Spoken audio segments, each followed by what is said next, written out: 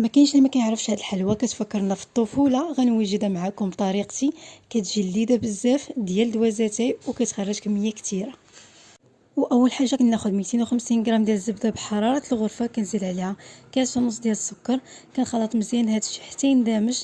عاد كنزيد 2 كيسان ديال الزيت، واحد رشيشه صغيره ديال الملحه، وكنخلط مزيان هادشي بيديا حتى يولي ليا على شكل بوماد. عاد كنزيد ربعه ديال الكاوكاو محمر ومهرمش بهذه الطريقه، كاس ديال الزنجلان حتى هو مطحون واحد شويه، وكاس مع مرش ديال المزهر، ونص معلقه كبيره ديال القرفه. صافي وكنجمع العجينه بالدقيق.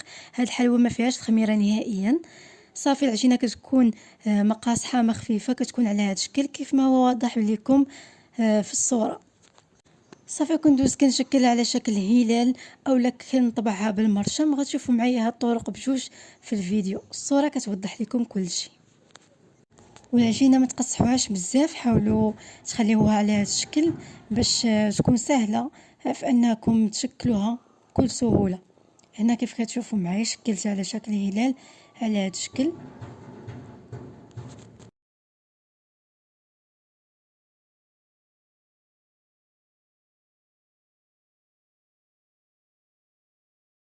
اما بالنسبه للفران كنكونوا مسخنينه على 180 درجه، كندخلوها الفران العافيه كتكون تحت منها حتى كتشد راسها. عاد كنهبطوها لتحت باش تحمر لينا واحد شويه وتاخذ واحد اللوين خفيف هكا اللي غتشوفوه معايا هنا.